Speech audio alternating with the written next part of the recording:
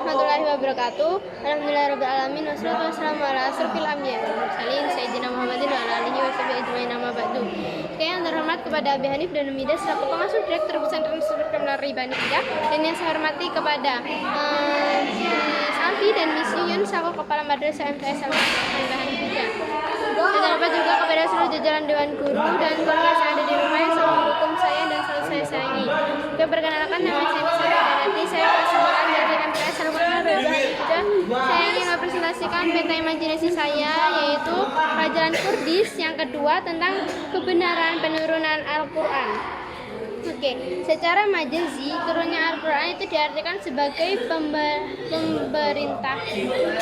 pemberitahuan dengan cara Al-Quran itu diturunkan ke langit dunia, yaitu pada malam Lailatul Qadar, yaitu dalam tempo 25 tahun. Dan Al-Quran diturunkan ke langit dunia sebanyak 20 kali, yaitu pada malam Lailatul Qadar dalam 20 tahun atau 23 kali Lailatul Qadar, atau 23 tahun atau 25 kali Lailatul Qadar.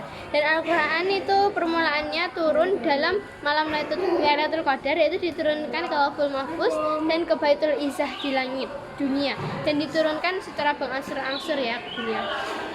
Al-Quran diturunkan dalam waktu 22 tahun, 2 bulan, 22 hari, 17 Ramadan tahun 40 sampai 9 Zulhijrah tahun 63.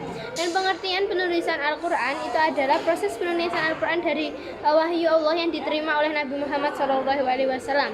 Dan mushaf ketika Al-Quran di tangan kepemimpinan Abu Bakar As-Siddiq itu dipegang sampai Abu Bakar itu meninggal. Dan zamannya sahabat Abu Bakar As-Siddiq dia itu berusaha untuk mempertahankan Al-Quran, karena pada saat itu dimana saatnya pada saat zamannya banyak peperangan ya, dia harus dijaga. Dan jadi tujuannya Abu Bakar itu adalah untuk mempertahankan Al-Quran dan untuk agar Al-Quran itu tidak punah ya, karena di masa Abu Bakar itu banyak sekali peperangan dunia.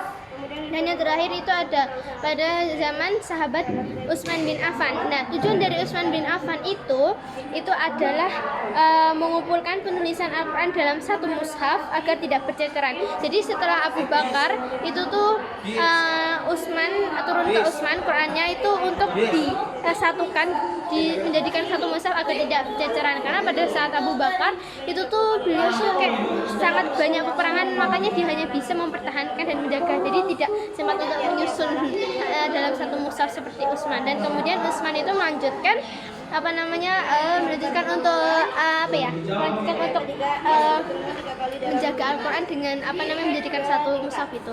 Oke, cukup sekian dari saya. Apabila ada kata saya akhiri. Wassalamualaikum warahmatullahi wabarakatuh.